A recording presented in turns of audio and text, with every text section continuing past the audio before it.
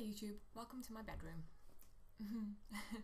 Okay, this video is just a vlog about my hair because I get a lot of comments asking how I get it this red, or what I do to get this colour, or you know, how I maintain it, what I tell my stylist, blah blah blah blah.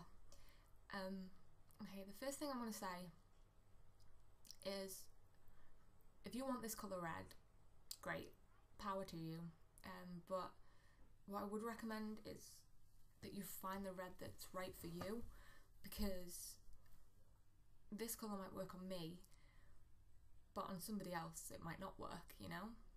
Like if you're more of an olive skin tone, you're more tanned, I wouldn't advise going for such a bright, like Ariel red, because it's just gonna not work on you. And again, if you're my skin tone, I probably wouldn't go for a blondie red because it'll just wash you out. So, but to get this red, like an Ariel bright red, which is what this is, my natural hair colour is like a dark blonde, so I had to put a very low bleach on it, which was like 4%. And if you're going to do that, I'd advise going to a salon, because bleaching your own hair is really dangerous. You're going to lose a lot of hair if you do it yourself. And then she put one of the paint box colours on it. So, you know, the colour really works for me. I really love it on me. I've been trying to get this shade of red for a long time.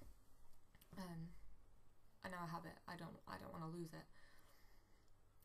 You know, go out there, experiment. Like, I'd advise having a consultation with your hairdresser, because red's hard to pull off if you don't get the right shade, and there's a shade of red out there for everyone probably, you know, you've just got to find the right one. So I'd advise going to your hair salon and asking them for a consultation, which are completely free, and getting them to try a couple of samples close to your face to see what suits you, because there's no point going for a really vibrant red if it's not going to suit you, because it just won't work. I mean, granted, the makeup you use can help to really bring out your hair colour, but otherwise, just don't bother. I think the colour she used on my hair was Hot Chili, and it's a no ammonia, no peroxide hair dye, so it's red hair fades really quickly, and no ammonia, no peroxide red hair fades extremely quickly. So maintaining your hair, especially when it's red, is a task. And this is just some of the tricks that I use and that a lot of other redheads probably use. The first thing you want to do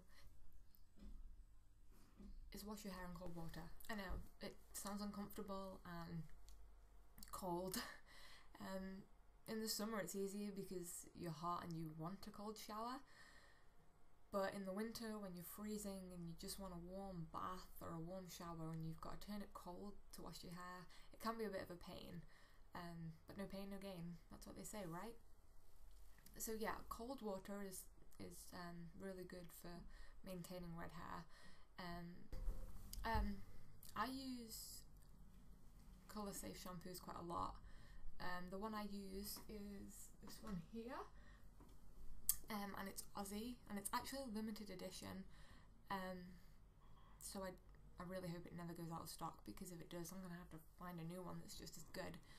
But it's Colour Mate shampoo, inspired by Australian designers, and it's really good. I also use the conditioner as well, which is 3 Minute Miracle Colour Deep Treatment, and that works an absolute treat. I love both of them so much. Because if you're going to use shampoo, you better get in a colour safe one, as opposed to something like Head and Shoulders, because that's just going to strip your hair really quickly. So, you know, you don't want to do that because red hair fades fast enough as it is. You can get colour depositing shampoos.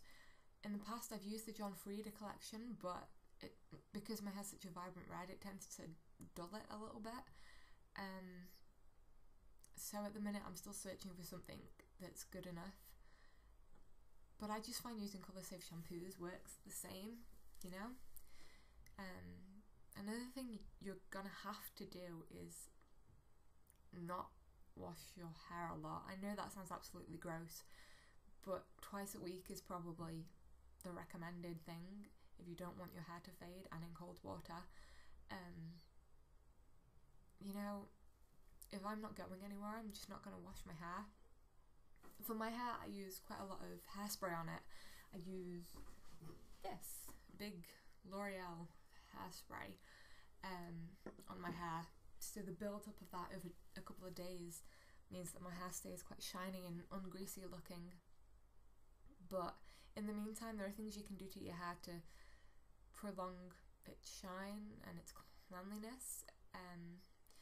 There's dry shampoo, which I use. Let me just grab the bottle. It's this. It's dry shampoo. I use that, and you just massage it into your hair and then brush it out, and it cleans your hair without taking away the colour, which is what you really want. You can also you can also put powder in your hair as well.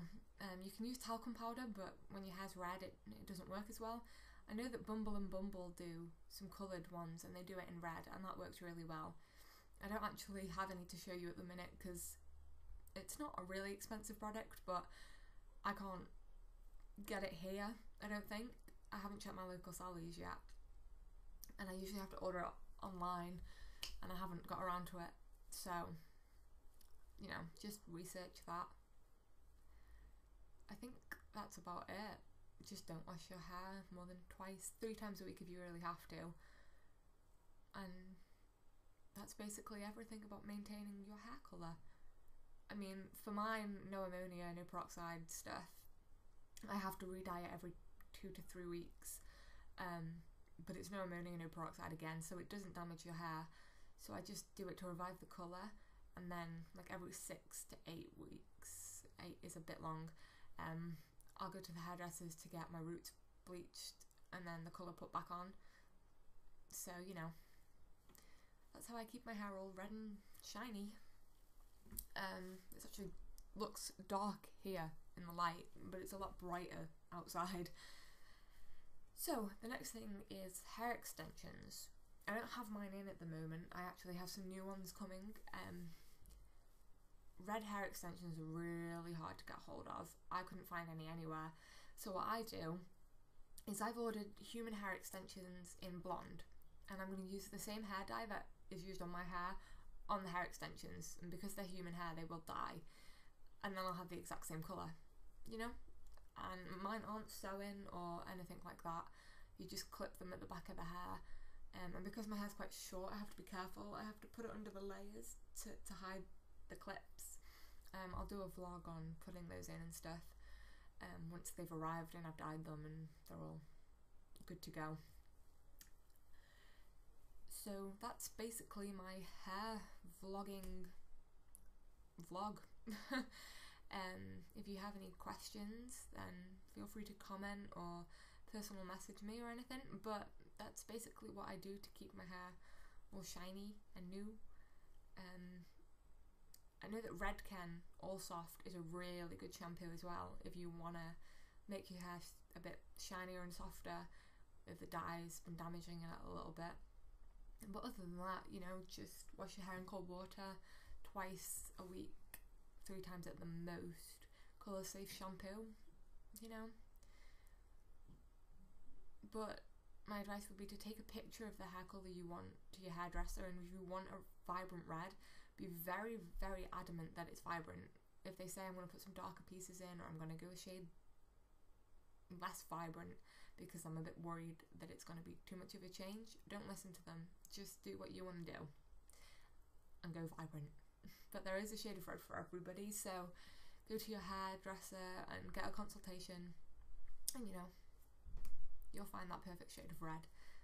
Thanks for listening, guys.